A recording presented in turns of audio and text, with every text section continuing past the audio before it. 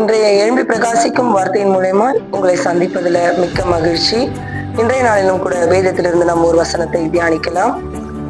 எபிரேயர் 10வது அதிகாரம் 36வது வசனம் விதமாய் சொல்லப்படுகிறது. நீங்கள் தேவனுடைய சித்தத்தின்படி செய்து வாக்குத்தத்தம் பண்ணப்பட்டதை பெரும்படிக்கு பொறுமை உங்களுக்கு வேண்டியதா இருக்கிறது.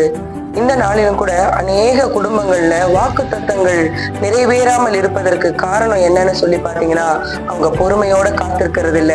காத்திருப்பு அப்படிங்கிறது ஏதோ நாம ஒரு பெரிய இழப்பை பெற்றுக்கொள்ள மாதிரியான ஒரு காரியம் இல்ல.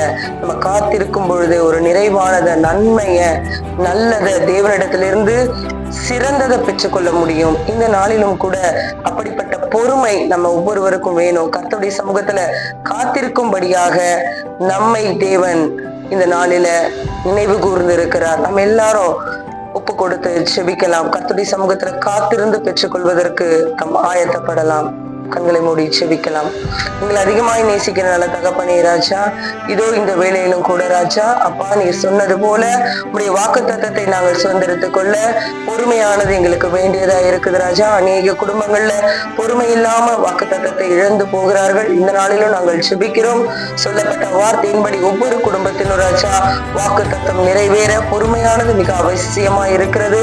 அப்பா நீங்க ஒவ்வொரு குடும்பத்தையும் ராஜா அப்பா பொறுமையோடு மடத்துல காத்து கொள்ள பலன் கொடுத்து நடத்துங்க. மீட்பரும் இரட்சகரும் ஆகிய இயேசு கிறிஸ்துவின் விலையேற பெற்ற நாமத்தில் ஜெபிக்கிறேன் ஜீவனுள்ள நல்ல பிதாவே, ஆமென்.